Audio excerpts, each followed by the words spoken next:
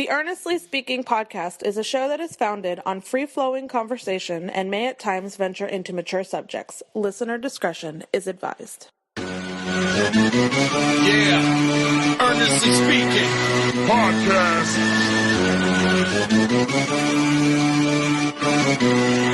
Let's get it. I'm a giant in New York, in Miami carry heat. So much more in store, my product can flood the street. Opinion Nation Godfather, CEO. Puff in the late 90s, gon' see me blow. Oh. Got my hustle on, no imitation of bad. Army of untouchables, Opinion Nation stab. Never an off season, homie, check the numbers. Heart throbbing my own right, supplying southern comfort. Earnestly speaking, my ego is well fed.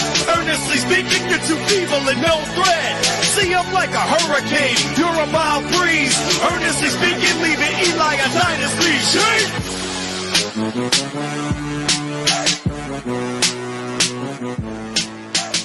Perfect podcast coming to you June 22nd, 2024.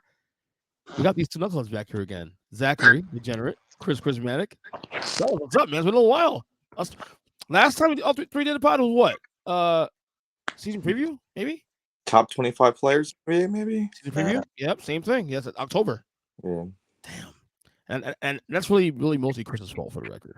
My fault. Yeah, because Zack's on the pod all the time. That's not even an issue, but Kris, you're a busy man, you know? But we have a rare Saturday where I'm actually able to record, so we can do this. So I figured, like, you know, the NBA season just ended like a few days ago. We have a new NBA champion for the 5th year in a row. The Boston Celtics take down the Dallas Mavericks in 5. So I figured let's just check in and see how we wrap up the year and to see where what we've learned this year, what we may see in the offseason and all that. First things first, though. Boston Celtics, percentage chance to repeat next year. Absolutely. You got to figure there's a 100% chance to repeat? Or no, not 100%, but you got to figure 50-50. Okay. Their competition is really Milwaukee next year with health. What? Who else in the Eastern Conference is going to compete? Well, I mean, a lot of people are saying the Knicks could be the next team if they make some moves this summer. They got cap room and some draft picks to move around. So a lot of people think the Knicks could be a team that can, you know, possibly be a bit of a barrier. Yeah, go get Donovan Mitchell and take a step backwards. I think you have to consider Philly having the Tobias Harris contract off the books. They have a max slot available with Maxey and Embiid, probably number one contender for them. Yeah, but you got to have a center show up to the playoff games. I mean, Boston, just to bring back the entire like top 7 on their team, they really have no free agent like worries. Their 2 biggest losses are like their head assistants taking the Charlotte Hornets job, and then you're really worried about maybe like extending Derek White and seeing what his market's going to be like. If you can get that done, then your whole course tied up for like multiple years. I mean, the Tatum Supermax extension's a given, so you don't have to worry about that. Is there a move that you see potentially that can alter the Eastern Conference situation? Because my where I'm standing at, I believe that their chances to go at least repeating as conference champions to go to the final to at least get to the finals next year is very, very high. Like right now, without knowing what moves are made this summer, like I put like an 80% chance I'm going to get back to the finals next year. Now repeating obviously depends on the opponent. If they play Denver, maybe that could be an issue. Who knows? If they play another team in the West that maybe on level, I can see that maybe being a little bit of a barrier there. But in terms of getting to the finals next year, right now before we see a draft, I don't think there's any draft picks that can really alter the conversation, at least the championship conversation. And free agency, is there a move in free agency that if X team makes this move, this could be the thing that could put them over the top, or at least put them on level with Boston? I think the only thing stopping Boston from coming back to the finals is health. Health? The only thing. Porzingis mainly for me. They played without Porzingis for a quarter of the season and he missed almost the entire playoffs. So, and one can argue that and I'm not even saying they wouldn't have got here anyway, with him or without him being there. But I just think that their road, at least their road here to the finals, was paved pretty easily. I mean, they got blessed up with like Halliburton getting hurt and a ton of it. Mitchell, Jim Butler, yeah. Yeah. Giannis, Lillard went down. Would it have made a difference? Probably not. I mean, they were going to steamroll anybody. And had they had Porzingis throw out there, they probably would have steamrolled anybody in the East regardless. But, yeah. So, Kris, percentage chance for repeat for next year for Boston? I would put it at talking whole NBA, not even getting into the finals, but actually repeating. Yeah, as champions. I put it as almost 50%, probably. Yeah. Yeah, I'm there too. Like I said, like I said, I think the only move I can see that maybe alters something in the East is where Paul George goes. If Paul George goes to Philadelphia, maybe. But then the issue isn't even Paul George. It's can Embiid stay healthy? Yeah. The nice thing about Philly's cap room is they don't really have to trade assets. They have the room just to sign somebody, but there's really nobody out there without having to trade for that's that valuable. Right. Milwaukee, obviously. I mean, Milwaukee's the obvious answer for the Eastern Conference. That's the obvious answer. And we hear rumors that Doc Rivers wants to make some moves around the core of Lillard and Giannis, which, when I hear that, I'm thinking about Chris Middleton maybe getting moved. I don't know. But Milwaukee's sneaky old now. You answered the question yourself. As long as Doc Rivers is there, you ain't getting anywhere. You agree with him on that, Zack? I mean, it makes a lot of sense. When you coach a team that was 20 games over 500, and all you can do is be one game over 500 at the end of the season, yeah, Doc, you don't look like a good coach. I hate Orlando, if they could find an actual guard who can shoot and score, would be really competitive in the Eastern Conference next year. Your Magic? My Magic. Ooh. Klay Thompson? No. He moves need a little bit anymore. Don't matter. He still shot. They need it, and they need shooting. That team needs a shooting. They could have used him in the first round against Cleveland. We're bottom 3 in shooting. 40%. What was that, Kris? He had a down year. Still shot 40% from 3. That's true. But he can't create. So you're giving a guard who can only catch and shoot. Well, yeah. You can't give a guy $30 million, $40 million for that. Oh, we can hang on a number he's worth, and certainly Zack, you and I have discussed this on the podcast all season long about he'll find a home, whether it's staying in Golden State or somewhere else, because there's some value there. It's where the number is. That's where we have a problem with. But he had Orlando could definitely use him in the first round against Cleveland. Yeah, I would argue he was there. That team this year, they might have won that series. Look, all I know is he can't create his own shot. He can't dribble. So I don't see him as a productive guard for the Magic. I get it. Pablo is a great passer already at his young age, but you do need a ball handler. Yeah. Okay. Orlando's another one.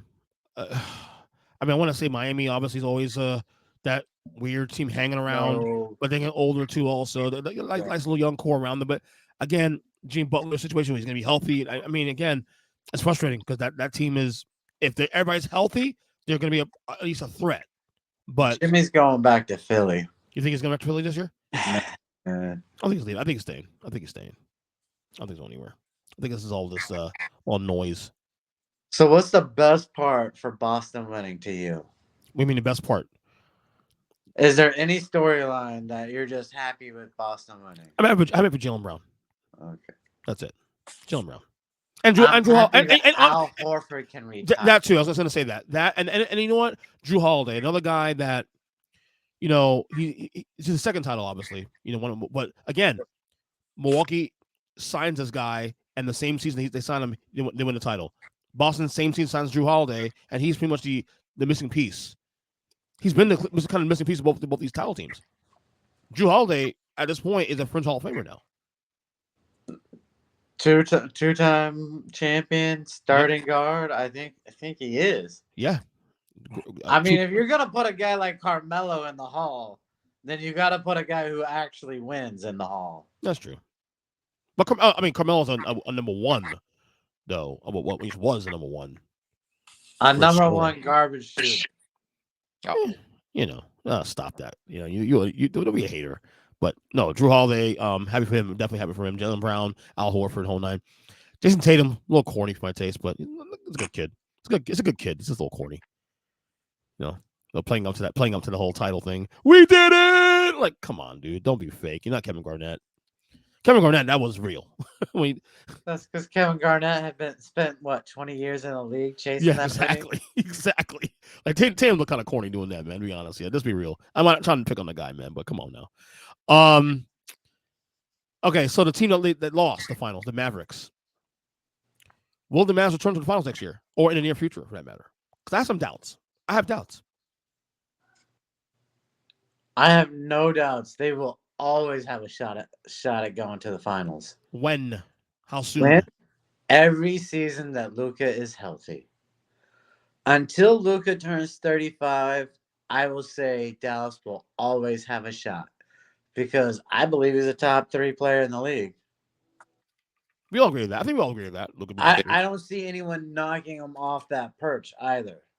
Like, he is in stone right now. As long as he plays how he plays, top 3, always. Is this team good enough to get back? Given the environment in the Western Conference we saw, and we see every year pretty much, is this team intact right now? Look, this team got hot late in the year. They made some trades in the All-Star break, and they got hot, won 50 games this year, and got hot in the postseason. Can this team return to the finals next year? Next year? Next year. Yeah, they get lucky like Boston did, and people go down in every round. That means no. Well, because likely happening is very low. There's literally here's their percentage. I would say 25% to get into the finals next year. To get through the Western Conference and make it to the finals. Okay, Kris, what about you? They have more of a roster in flux because their biggest free agent is going to be Derrick Jones Jr., who was a starter for them, and he was on a vet minimum deal. He's getting paid. So how much money he gets, it all depends, man. Is he ready to ring chase and just stay with the team and happy with his role and continue to take just a little more money? Or is he going to want full mid-level exception money, which is like 12 and change? Or is he going to just go and get paid wherever he wants to go? Because he hasn't really had a huge payday yet. So we'll see what happens. They do have a lot of money they can maneuver because Tim Hardaway Jr. was a non-factor for them in the playoffs, and it's his last year of his deal. So you got a $16 million expiring contract. They have some trade exceptions, and they have Maxi Kleber, who's still a great player on a very affordable contract. So they have moves to make. Essentially, when you have two talents like Kyrie and Luka, all you really need to do is surround them with a gang of D and 3 players. Like, just a bunch of defensive-minded wing players who stay in the corner and hit. That's all you need to win it all. Because they have two good bigs that are lobbed. Wait, Tim Hardaway's off the books this year or next year? Tim Hardaway's on his last year of his deal, so he's on an expiring contract. He still has some juice left, so I don't think they would have to give up assets to offload his contract. So will they get anything for him? No, but will someone take him and they can take back a decent contract? Sure. You just have to find someone that makes sense. I wouldn't mind if another team has a logjam in position that could take on another guy and swap him for Kleber or realistically with Tim Hardaway Jr. plus Kleber plus their trade exceptions, they almost have third max spot available. The rest of their roster is actually relatively cheap. Kris, it is. It is actually. I'm looking at Kris, you're forgetting the most important thing with the Mavericks. They have a new owner with a ton of money. Well, they're sitting right at the first 8. They are. But now you have the 173 billion. So you can just go and say, hey, we'll pay the luxury tax. We'll go up to the second apron if we have to re-sign guys and make trades. So salary-wise, they don't have to worry so much because they'll have the second richest owner in the NBA. I don't know who would want to go there at a big deal. You're going in knowing at best you're the number 3 option on the team. Because that's Are you sure about Luka, that? Kyrie. If Paul George goes to Dallas, he's the number 2, and Kyrie goes to 3. You sure about that? Kyrie averaged what, 12 points in the finals, and you're telling me he's the number 2 guy? You stop that. Kris, serious. He carried them. He had like throughout 15 games in the Minnesota playoffs series, where he averaged less than 15 points. That's one series. No, the whole playoffs, he was up and down. He scored 31. No, he has. No, to Zach's point, 12. there were a couple of times in the playoffs. I think in the second round of the playoffs where he was kind of mid, a couple games here and there. How about the first 3 games of the NBA Finals? Yeah, he was bad. 10 points, 10 points, 12 points. Yeah. I mean, that's ridiculous. I understand Kyrie. Everybody loves and thinks he's got all the talent, but dude is barely a number 2 now at his age. He's won a ring as the number 2. That doesn't make he won a ring as a Robin. Old. He won a ring as a Robin when the NBA stepped in to guarantee LeBron a ring. There's a conspiracy theories again from Zack. Hold on. You kick out a guy. You suspend Draymond in Game 5.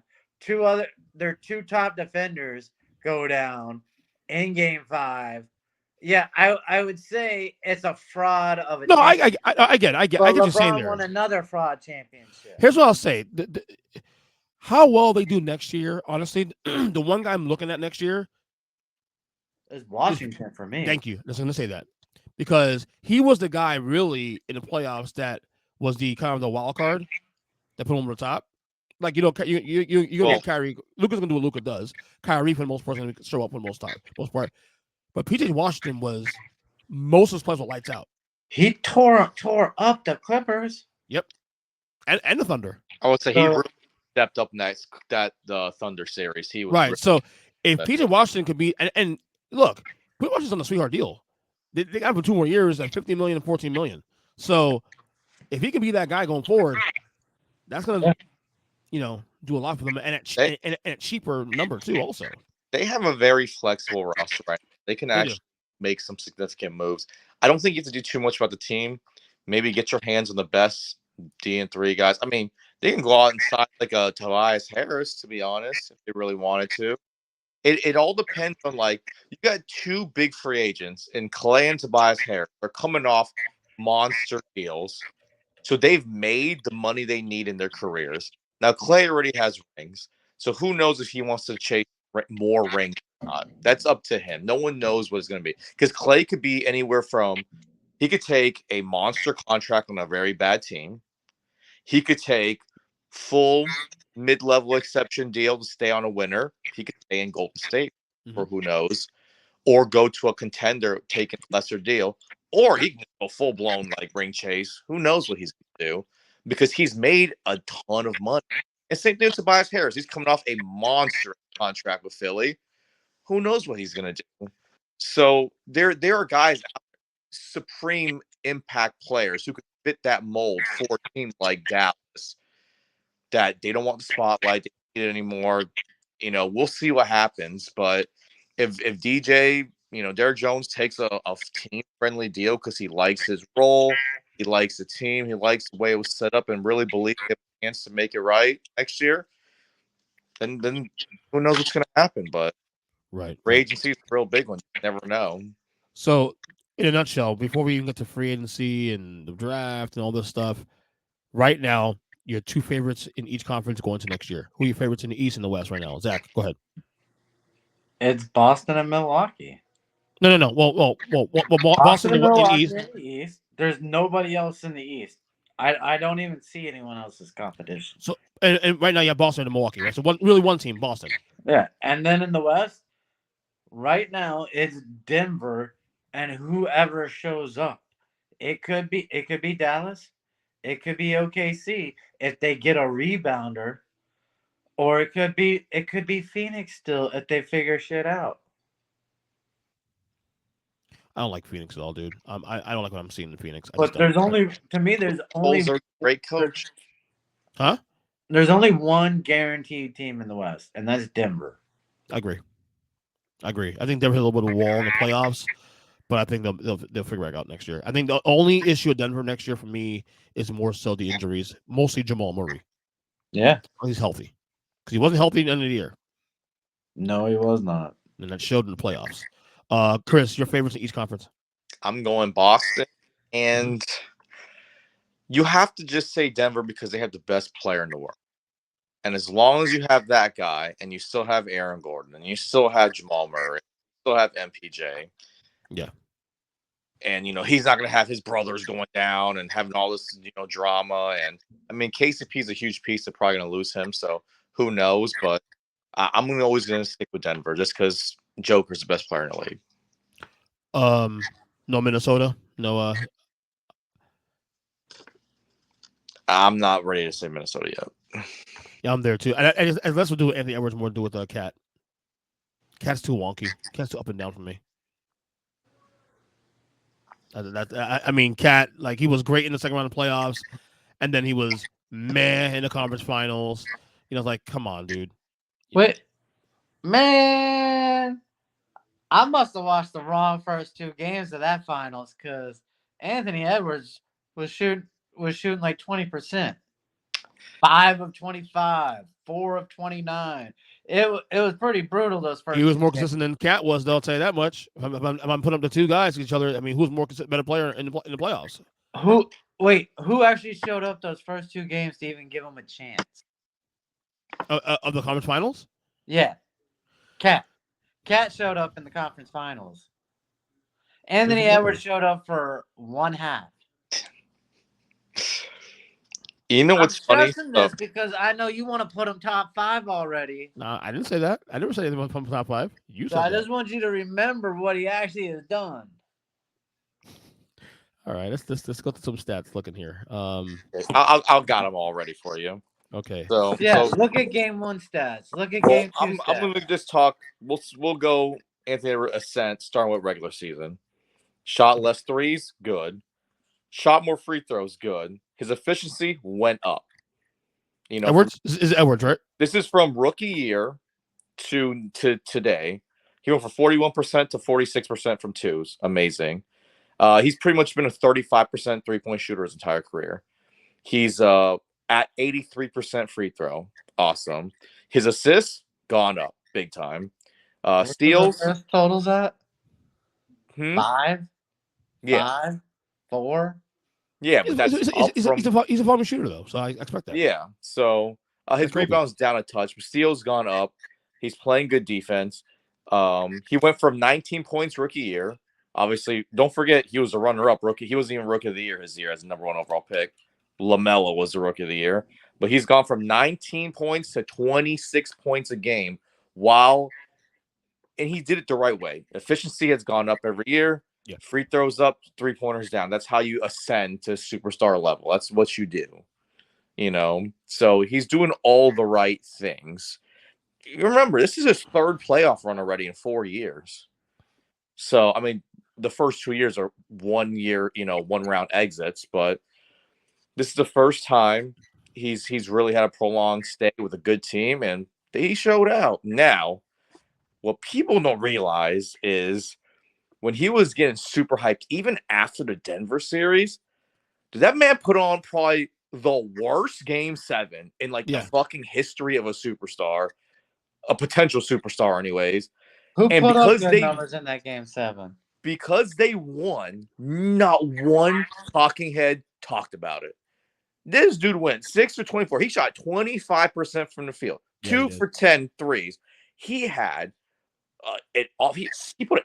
I mean, granted, the rest of the sets are good, but 16, 8, and 7 at 25% shooting clip was fucking disgusting. If they don't win that game, he was phenomenal on defense at that series, especially in the fourth quarter. He clamped down the fourth quarter, especially too. And look at what you have to chase just to hold up to Anthony Edwards for that game. No. I'm not making a case for the best player in the league. I'm not doing that. And Zach, this is why I want to agree with you on that, because the media did try to spin that for a little while. That this is the best player in the league kind of thing. I'm like, no, slow down, dude. Let's slow this down. I hate. He's W top 10. W And top in 10. that game 7, who got him there? Cat. Cat got him through that game. Cat was And huge. what did everyone do after? Oh, he's so up and down. They didn't even give him 1 day of credit. They still wanted to praise Anthony Edwards for look at him rebound. Look at him get this steal. Who was hitting the shots that mattered? Yeah, the media was definitely thirsty. You can definitely tell that the entire playoff run they were thirsty as hell for his next star. But that was definitely the case. Yeah, yes, absolutely. But are the people watching the game being honest, man? Oh, well, he's so up and down, and you can't give a guy 1 day of juice, yet you're going to hold up the guy who shot 25%. I mean, that was for just game 7. But I'll say this. I think okay, so look at game 1 and game 2 of the conference finals. Firmly established that throughout the regular season playoffs that he is the Batman on the team and Cat is Robin. I mean, that's we're not disagreeing with that. Yeah. But what I am saying is that let's be honest on how he performs. In today's clickbait, super hyperbolic society, if you put on a decent series, all they're gonna say is next Michael Jordan. Every fucking play. Yeah. Like it's bound to happen. It's just today's society. And only that, we're also we're still in the honeymoon period of that now. The problem with this playoff run that people don't realize is there was really no clutch moments for him because the whole Sun series was a fucking blowout. Yeah. The entire Nuggets series was back and forth blowouts. There was in those first 2 rounds, there were no close game. And when they finally had close games in that the Dallas series, they lost every game. They lost all those one possession games, all the close games they fucking lost. And Kyrie took over. And then the worst part was he made the comment of, I'm going to take Kyrie. And then Kyrie hit every fucking clutch shot. Yeah, that was bad. And really fucking destroyed. So, and he shot fucking terribly in that series too. So, and he was getting better throughout the series, but those first 2 games are brutal. And you could just see that he was so tired of chasing Kyrie around. Yep. And all those close clutch moments, he was not the one. And Luka and Kyrie showed them what a true superstar is. Right. So every year go ahead. So hopefully he learns from that and he gets that experience. So every year in the podcast, we always do this. Us 3 before the season starts, we do a season preview, and we also do rank our top 25 players in the league entering the season. Before we even get into doing our rankings, we're not doing that right now because we'll do that in October. If you're doing your rankings right now, just kind of forecasting what it's going to look like in the coming months. Is Edwards in your top 10 entering next year? Yes or no? He's borderline for me. He's close. I don't know if I definitely put him in there, but he's definitely close. Yeah. Right now, if I'm doing it right now, if I'm forecasting it, and this is not committing to anything now. I'm gonna say yes. Top 5, probably not. No way is he top 5. No shot top 5. A lot of folks say it's top 5. I'm kind of probably gonna end up being my top 10, but there's no shot top 5. Right. I think I'm looking at it more broadly and see how things played out in the last couple of weeks too with the finals. I think I don't think he's a top 5 player just yet. He's close. I will take Shea every day over him.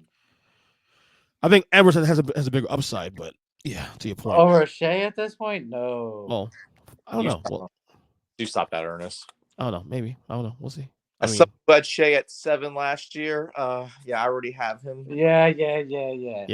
So, yeah. And then you were one season ago, it's top 5 already. Should be top 5 now. It's women top 5 now.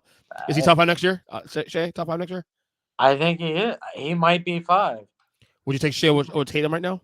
Well, I have Tatum solidly top 5. And y'all are gonna hate where I put Brown. So Curry's out then. Yeah, Curry's out of top 5. Yeah. That hurts you, I'm sure, right here.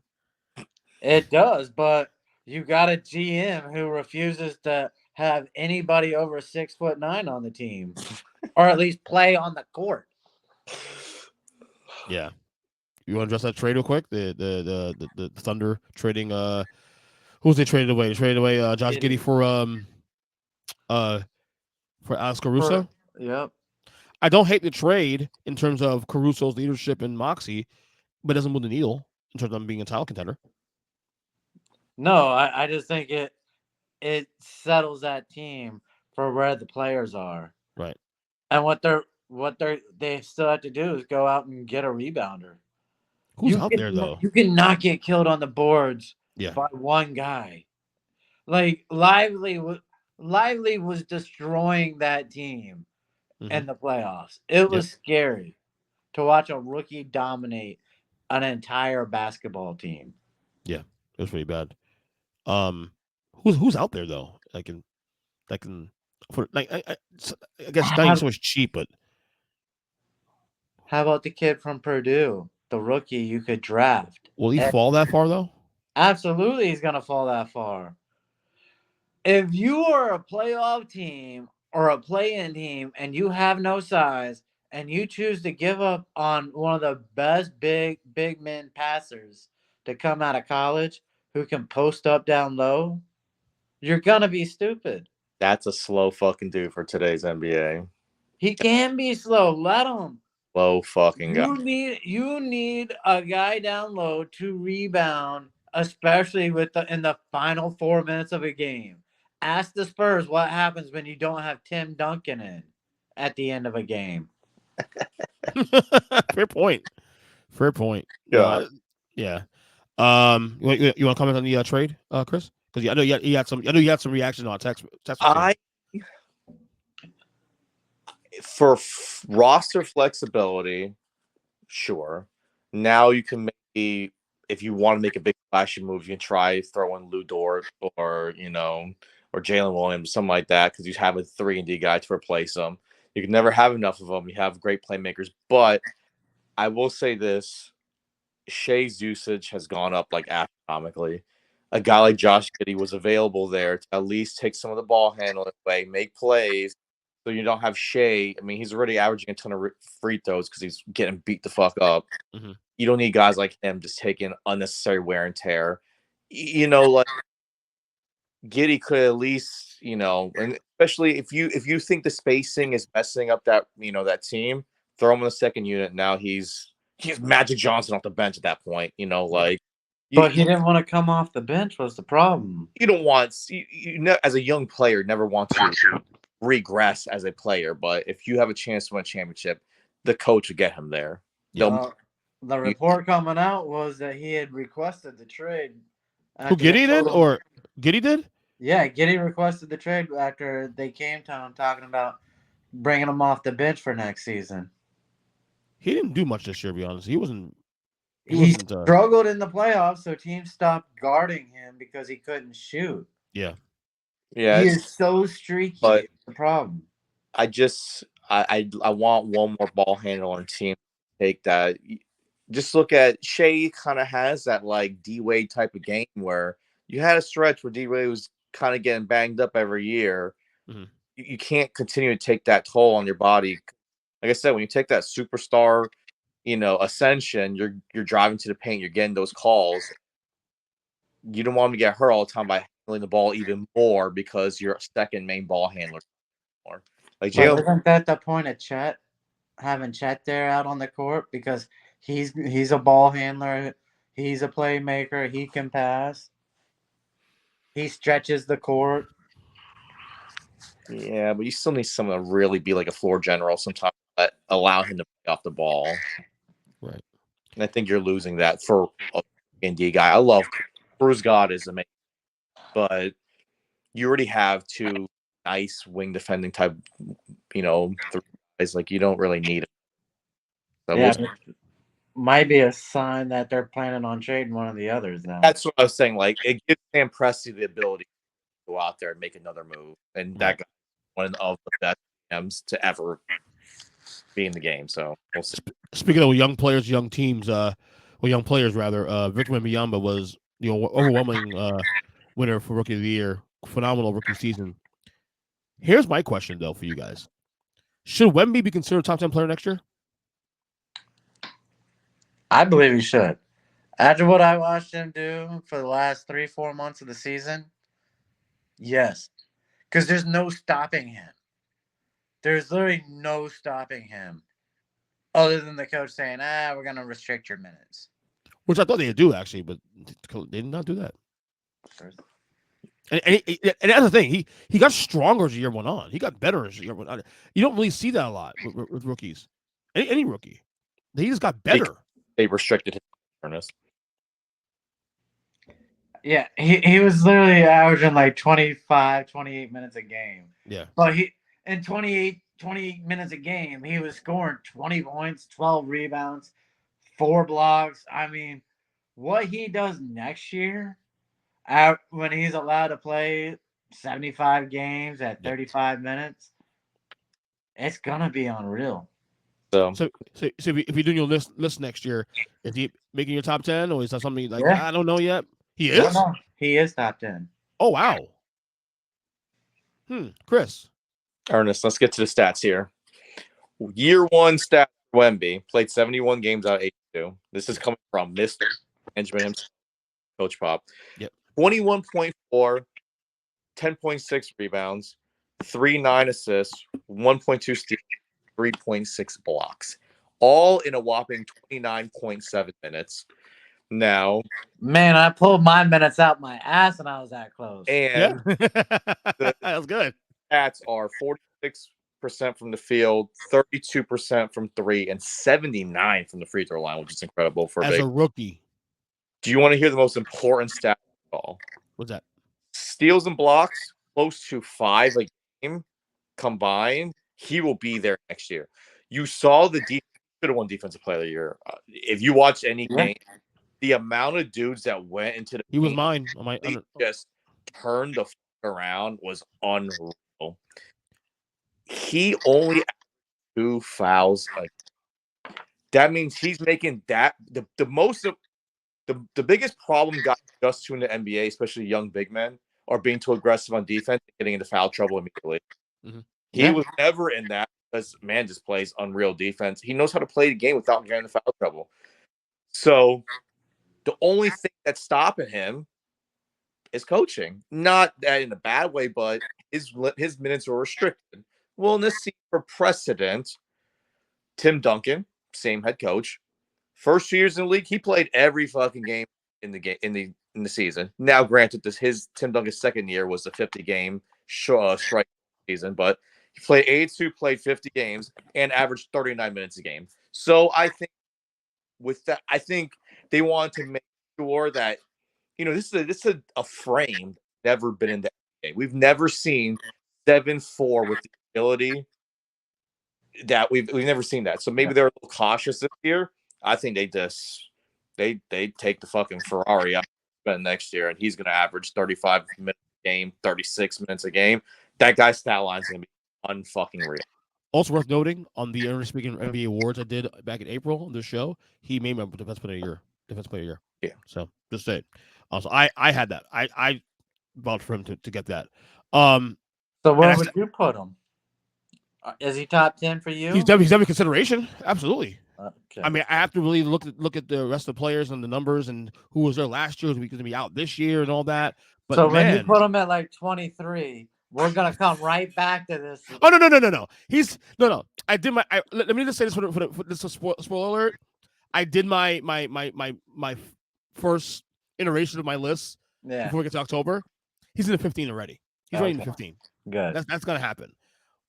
Well, he cracks the 10. It's a little more numbers crunching and all that, but man, I'm telling you, Kris numbers Kris was put up right now with the numbers and some of the things that I didn't even consider. Oh boy, I may have to do it. Don't get in foul trouble, and his impact on defense. He's smart. He could be the first guy to win like fucking 7 straight Defensive Player of the Years. Like I just don't see anyone put up the impact he has right now. The only reason why Gobert got it is because Minnesota was literally the number 1 team going into the last day of the season, record-wise in the West, and he's playing on literally the worst fucking record in the league. So, yeah, obviously, and he was a rookie. They just didn't want to give it to him as a rookie. That's why they gave it to Gobert. But realistically, he's gonna fucking win it for the next like 7+ years. Yeah. His frame isn't gonna be meant to like get injured. Like that guy is, and you see the muscle he put on already. Man's already got like 10 pounds of muscle since the season ended. He's a problem. I said all year long, get him now while you can, because once they build around that guy and find the right pieces for that guy, it's over. you have these teams like Denver and Minnesota. All these teams right now that are clearly better than they are. You have a 3-4 year run right now because by the end of this decade, he will be the best player in basketball. He will be probably the best team also as well if they build rightly. So, if you said he could potentially be top 5 by the end of next year, I wouldn't argue. I wouldn't even think that's crazy. Like I was saying when the year started, I said this. I said that he will be the best player in basketball within 5 years. Then after the year was over, I shortened that number to 3. Yep. So there you go.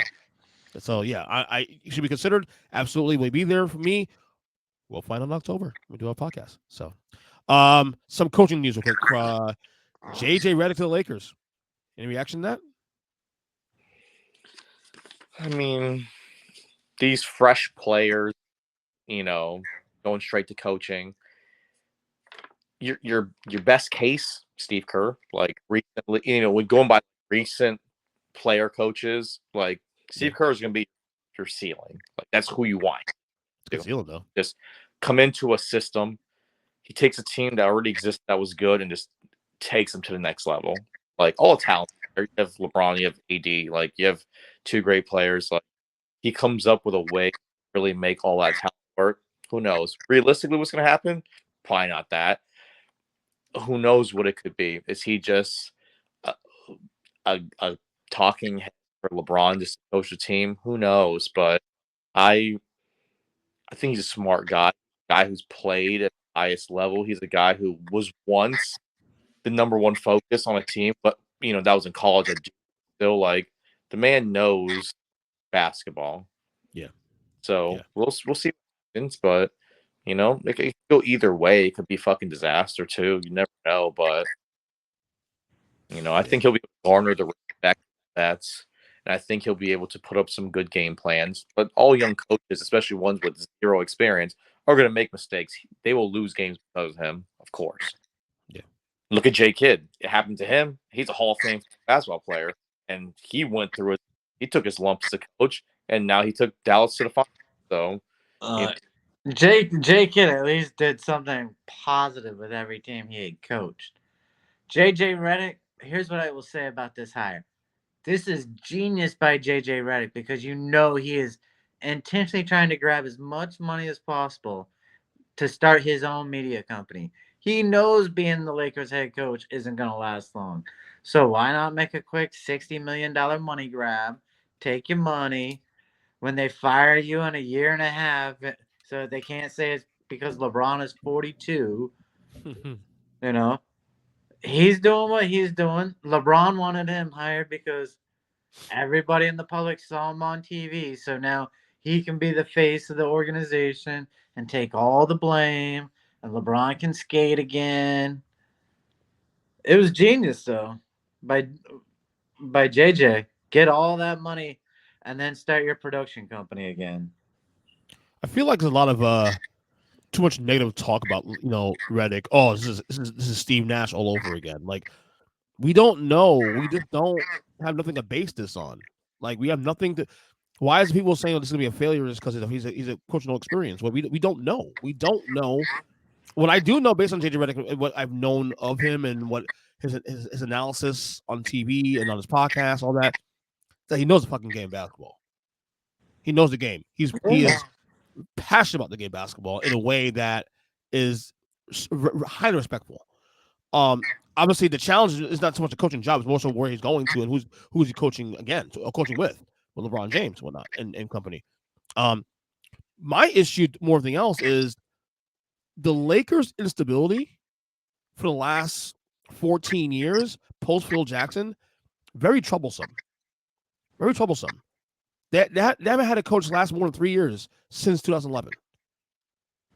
Well, all you do is chase stars and glitz. You don't give a young coach a chance to grow, just like you don't give the young players a chance to grow. So my hope is that look, if they're gonna if they believe Redick's their guy going forward in the future of this team, give the guy 3 years, please. At least 3 years. I mean, Frank Vogel wanted to get that, so good luck. And he won a title.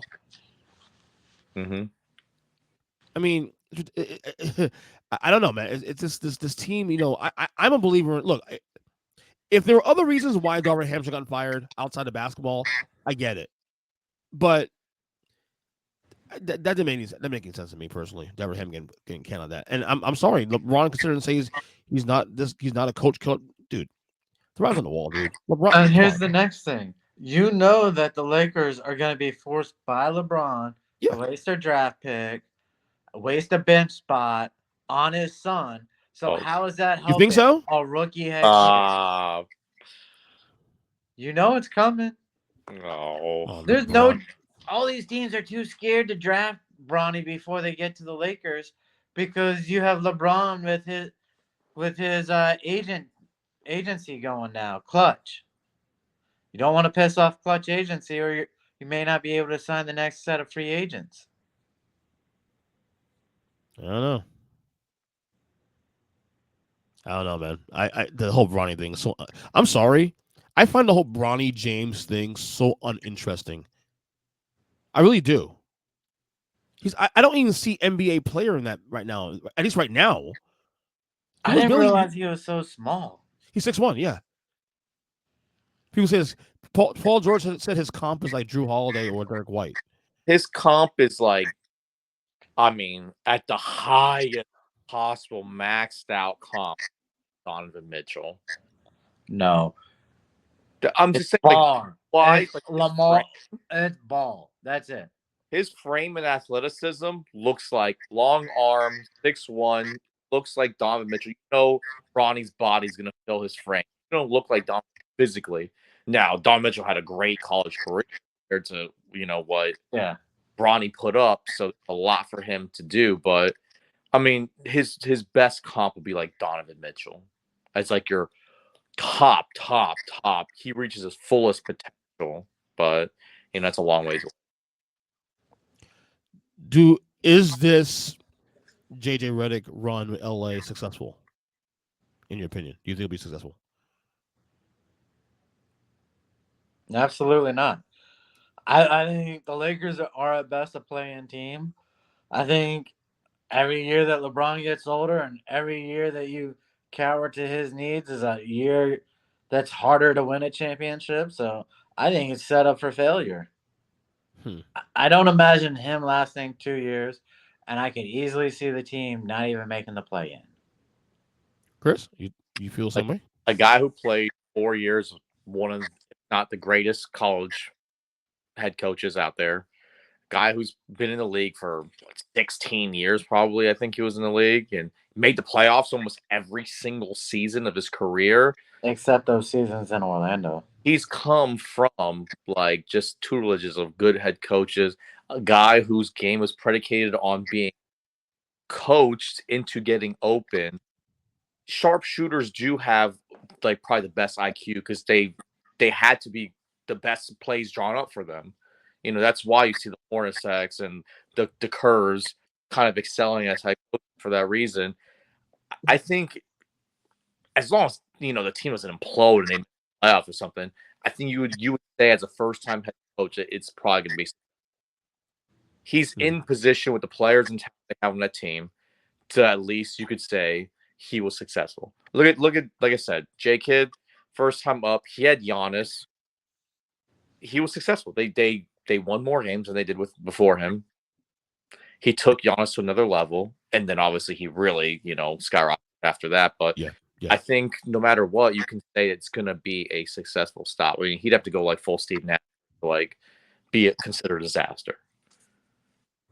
Yeah, and I don't know if we'll go that far, but then again, I don't have trust in the front office to give him the backing. Like if you want this guy to really do well, they need to step up and give him the backing. The same way Spoelstra got with Pat Riley in Miami when LeBron took him fired and Pat Riley told him to go fuck himself. Like no, we run the ship. You don't. You play ball. We'll make the moves. And that's it. And the Lakers for some reason since Jerry Buss passed away has not been able to have a stable front office, and it's so worried about the glitz and glamour and whatnot, and be relevant that. I mean, I don't want to say this after 15 years. They're one of the most unstable franchises in sports. It's pretty sad. I want to run by a woman. I mean, just kidding. Just no. it wasn't him. It was her brother too. Jim Buss was no better either. Man, they barely even got a chance. What did they get? 2 years to run the team? With Jim Buss? Yeah. You got more than that. I got about 5-6 years. No, I think it was only 2 or 3 years. Well, he took over. Well, because of the to be honest, with the family. Yeah, but that switched over in 2016, 2017. He was running the show even before his dad passed away. To be honest with you, in 2011. So Jim had a good chunk of a 7-8 years. To be honest with you, before his sister took over. And to be honest, she's done no better. She got a title of it, yeah. But other than that, no, it's been mid at best, honestly. So, what about Pelinka goes in the hot seat? Maybe. Say it again. You think Pelinka goes on the hot seat? Maybe if the team's not successful. We just It's got to be his last chance, right? It's got to be at some point. But coaches. But I feel like if he's on the hot seat, I feel like if he loses his job, it'll be around the same time LeBron is gone too. Also, I think the day that Pelinka loses his job will be around the same time that the team decides to gut the entire franchise from the word go. When LeBron's getting out of there, which will be another year or two. So here's a question to you guys. Go ahead. LeBron is opted out. We know how much teams have in payroll right now for salary. Why not be the Lakers and be like, here, you can have the veteran minimum or go somewhere else? You know they ain't doing that, so let's stop. But they could, because he wants to be in LA. Does he? Oh, yeah. He does. He's made it pretty clear. There's no speculation about him leaving this team whatsoever. No one is even considering the thought of him playing somewhere else. Like even when you hear that stuff in the ether, how about that's some clickbait sites and stuff. $35 million. That's it. You get $35 million a year because no one else can offer you a dime over $30 million. I mean, why are you giving him $50 million at age? Because he's 40? LeBron James, and they make a shit ton of money with him on the roster.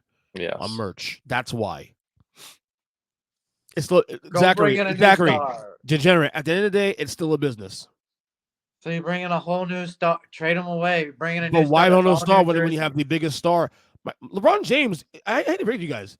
LeBron James, even 2024, is still a face in this league. You know this, right? He's still a face of the league. To old people. Doesn't matter. He's still a face of the league. No, legit. Okay. So you know how keep talking. My wife's calling. You know how me and you feel about wife's calling me. Keep talking. I'm gonna mute my mic. We have Kris, who's diehard LeBron. So the people 5 and 10 years younger than Kris, guess what? LeBron is an old ass man. He's no longer the face. Stop. He's literally every best player in the league's favorite player. Like, come on. He's a face of the league. Yeah, they're all favorite player from growing up as a kid. Obviously, if you just broke the all-time scoring record, yeah, been in the league for a long fucking time. But trust me, he is the face of the league. So you would give him $50 million? It's like the Kobe deal. Like it's a show of respect. It's a legacy contract. You have to do it. So when you do those deals, and the NBA used to not have play-in, that's why Kobe's team sucked, and that's why Jim Buss was out. Now Jenny Buss gets to have the play-in tournament. You can be as bad as 10th in your conference. I was also the reason why Dwayne Wade wore a fucking Bulls jersey and a Cavs jersey because Pat Riley said it's better for the team you take less money. He said, "Fuck you." He went to Chicago, went back home, and we had to endure those awful seasons until he came back. You pay the man, make him happy. Obviously, he's not like a lifer, but at this point, he's been quite a while now. He's playing there. Just give him the money. You see what you can do around. Okay, let's stop. There are only 2 players I would ever pay at the end of their career: Michael Jordan and Steph Curry. LeBron, you're not getting $50 million. You're not getting. His bottom line, Zach. You say that, but his bottom line: if Genie Bus shows you their books and it shows LeBron James brings in this excellent numbers versus somebody else, you know, there's your answer why they're going to pay that guy that kind of money because he's still putting asses in the seats. Same reason why Kobe Bryant still got his big ass contract late in his career, because he still put ass in the seats. Yeah.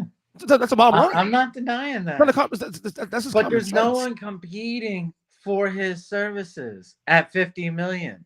There's no one competing for his services at 40 million. I don't think anyone believes in the league there anyway. That's why. Yeah. So don't pay him and cost your franchise.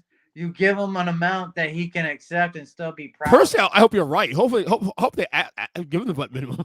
That'd be nice. But you know it's not gonna happen, bro. Come on now. Come on. There's a reason why Tom Brady has the most rings in any, because a man always took less money. Right. There's no one that will do that. Evidence. In the NBA. No one else has that many fucking rings. No one in the NBA will ever do that. Yeah. No one wants to sacrifice. And don't tell me, LeBron gave up $1 million when he was with the Heat. I hate that story. Dwayne and Chris Bosh made more. LeBron gave up millions. You give $1 million more. That's all. Yeah, exactly. Yeah, that's true. We guys tossing this Caitlin Clark situation. This Caitlin Clark narratives and discussions. You Monty Williams, poor Monty. Yeah, because I shortened time. My wife's on the way home. I got to shorten time. So cut out some stuff there. You can tell there is a bit of racism in it, because they refuse to acknowledge even what they do when she comes up. And yet anytime anyone else speaks, they have nothing but stuff to talk about. So you take Angela Reese, right? Or Angel Reese, what? Mm-hmm. Right? We're the face of the. She names every other girl in the league that was black. She didn't name a single other white girl in the league. So then when you're cheap shotting, and you can tell when someone's cheap shotting, like a ball way up here and you get smacked here, it ain't like, I was going for the ball. That's the new Bird Magic right now. But at least they'd be honest. Players used to be honest that best thing to do is hit a guy. When they say women are petty, that's what they're talking about. It transpires in sports too. I mean, and really. Then they get upset because now they got more fans watching. Yeah, be fucking happy you got fans watching. That's what I've been saying all along. You can't look Andrew's is a great basketball player. No one's knocking that, but the attention you're getting, this influx of attention and interest, is largely because of Clayton Clark. Yeah, know what someone needs to tell some of these young girls that are taking aim at Caitlin Clark? Why don't you go speak to Brittany Griner and ask her why she was in Russia in the first place? Thank you. And hey, do you still want to make more money, or do you still want to go overseas? Because you can be a dumb. Yep. No. Or you can be a decent fucking human being. Yeah. That's a bold take, Zach. Look, I hope I hope they knock Caitlin Clark out so that they get fucked over and go, wait, we're back to having to fly commercial? We're back to empty stands and no TV ratings? Yeah. I mean, you can use just the last series they had with Atlanta.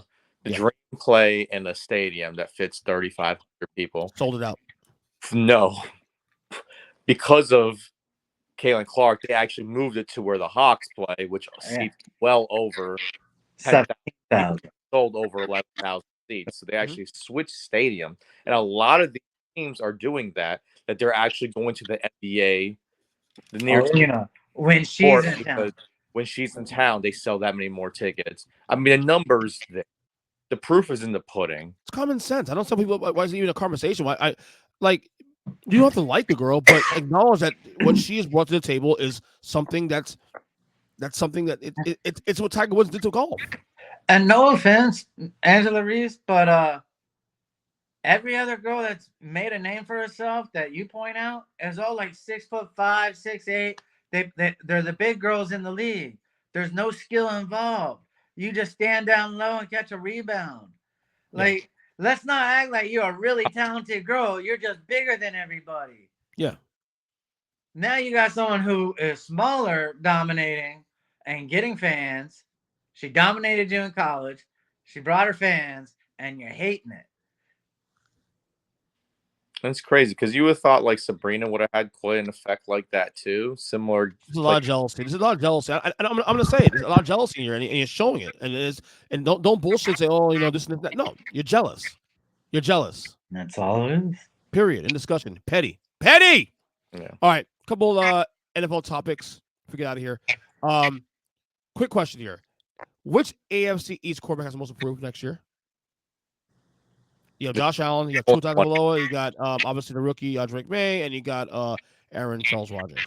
There's one answer. Who is it? It's Tua? 100%. Josh Allen has an entire new wide receiver, no pressure on him.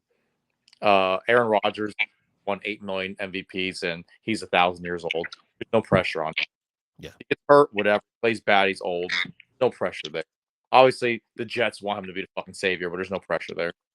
Drake May has zero pressure because it's what it is. Rookie. Coach. He's just a fucking top 3 pick rookie.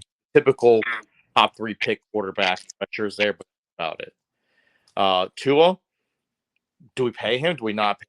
Man wants to get paid like fucking, unfortunately, Sunshine just got a big fucking contract extension. So now he's going to want that type of money for what? He hasn't shown up in the playoffs. He's all right in the season. He's got a history. I mean, he's one concussion away from throwing up fucking gang signs again. Like, is he the guy for the team? He's essentially like AFC Dak. Like, he wants to get paid, but we're still sure of him 5 years later. So, he's the guy with all the pressure. See, and I'm on the other side because I'm like, Tua's gonna get paid before the season, so the pressure is off of him. Is he? If he doesn't get paid before the season starts, then yeah, all the pressure on him. I think the one under the most pressure is Lamar Jackson. No, AFC East. You don't know about AFC East though. The question though. Oh, you said just AFC. Oh, I was saying AFC East. AFC total. Oh, in the AFC East, yeah, it's Tua. Yeah, it's definitely Tua, but I will say Aaron Rodgers has a little bit of pressure also too. No, more so just because of you failed 41 this. I know, but where's the pressure at? It's more of a legacy thing. It would be like, fuck, we waited years for this thing, but like because he's like the biggest heel in the NFL right now, and I feel like with a Super Bowl win in New York with that team this late in his career, and he's the best player in that team, it can change a little bit of the perception of Aaron Rodgers a little bit. Oh, absolutely. But no, but the answer is Tua. Yes, I agree with that. The answer is Tua. So I thought before Trevor Lawrence's contract that they might be able to get a deal done somewhere in like the Kirk Cousins range, 4 for 1, whatever. I thought that was grossly overpaying him. Yeah. But after that contract came out and Tua's putting up better numbers than that guy, and teams had way more success. Now he's just want more money. I think you play it out. There's no pressure on the Dolphins. But the issue, the Tua thing, is more so with the injuries. I mean, now granted, he played 17 games last year. You can franchise him. That's true. Yeah. Kirk Cousins got franchised fucking twice. And still getting paid in his career. I'm saying, like, there's no pressure on the Dolphins to pay. Nope. So he is under the most pressure because he's betting on himself. He's doing the Joe Flacco. Like, you know what? Fucking saw me? Sure. Fuck it. I'll show you that I'm worth top quarterback money. Right. Is he? I don't think so. I mean, he has all the weapons in the world, too. Like, if Josh Allen doesn't have a good season, oh, well, you lost Stephon Diggs. John Coleman's your number one now. Fucking Curtis Samuel. He doesn't have anyone there. Like, Buffalo's window is kind of, who knows what it is at this point. There's no pressure there. Right. Because they could just blame supporting cast. Like, Tua has 2 of the highest paid wide receivers in the league in Tyreek Hill and Jalen Waddle. He has everything in front of him. He has an offensive genius as a head coach, as Mike McDaniel. He has everything for him. If he doesn't succeed, it's because of it. It's his fault. Mm-hmm. All right. One last quarterback topic here. Dak Prescott. Will this be his last year in Dallas? Yes or no? No. Because for the simple reason, and I'll go back to Tua with this. Why does anyone care about a quarterback getting $50 million now? $50 million to pay a starting quarterback who's halfway decent shouldn't be seem like so much money if you're gonna pay a top flight wide receiver $35 million now. So Dak Prescott, yeah, he's gonna get $57 to $60 million at the end after the season. Maybe before the season starts because it's No, the only one getting signed before the season is gonna be Micah Parsons. CD too. CD will get paid. Not if he's gonna try and outdo Jefferson. No, he won't. Kris, what do you think? Is this last year on Dak for Dallas? What do you think? At the end of the day, there's just nobody. Who are you gonna get to replace him? Yeah, Trey Lance. Trey Lance. Who's gonna be a free agent? You are at his. There's just nothing else to it. Has mercy. What are you going to do? What are you going to do? At least he gets you to the playoffs pretty much every single season. He puts up great statistics. I mean, statistics last year were fucking great. 2 years ago, career year last year. He turned the ball over a ton 2 years ago, but last year he killed it.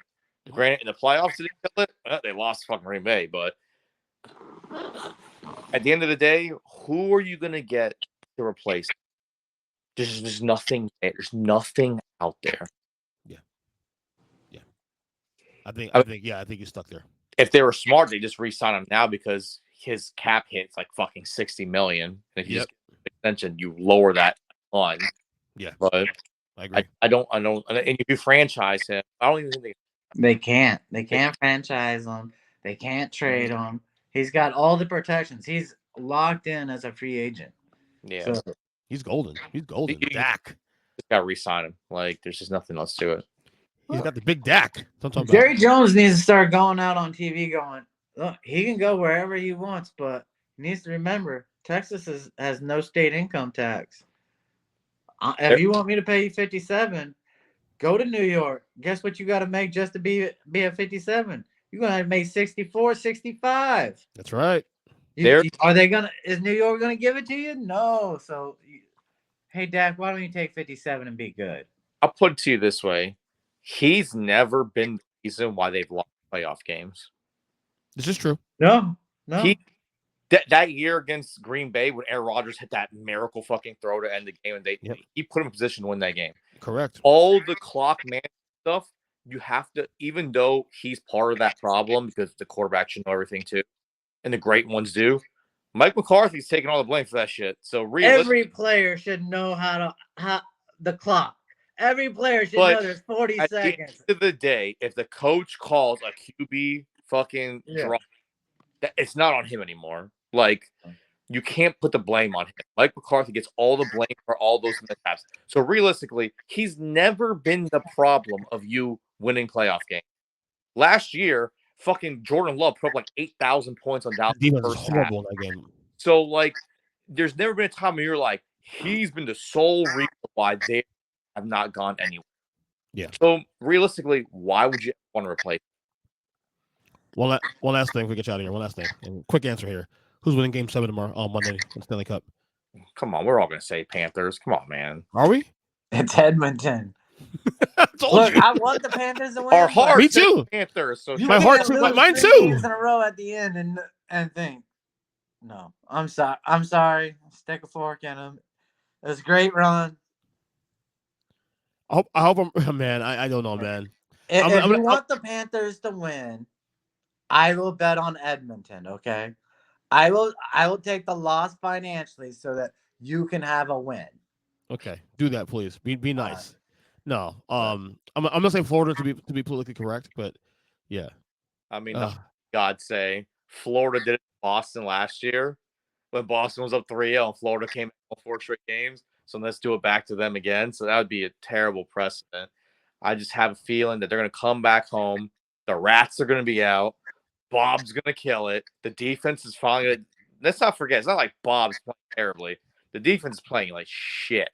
They better start throwing those Rats before the game. Realistically. Aim for the players. As long as they don't give up any shorthanded goals and they can somehow score on their own power plays, I like their chances. Well, yeah, that seems like the magic for any team to win. Yeah, but we've never seen a team give up. Checklist: play defense. Don't give up shorthanded goals and score on power play. Yeah, Yeah, check. but it's never happened in the history of the Stanley Cup Finals that a team is going to 2 back-to-back shorthanded goals in 2 fucking games in a row. So they are playing exceptionally bad on their own power play. Yeah, so they are. Clean that up. You're giving yourself a significantly better chance. Well, it'll be a fun Monday night, man. It'll be a dramatic Monday night. And there's been a ton of empty net goals to really jack up these scores. And yeah, of course. Game 6, Game 4.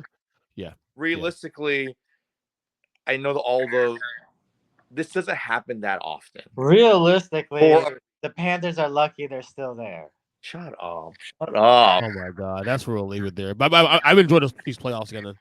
My hockey fan was returned after all these years. Love it.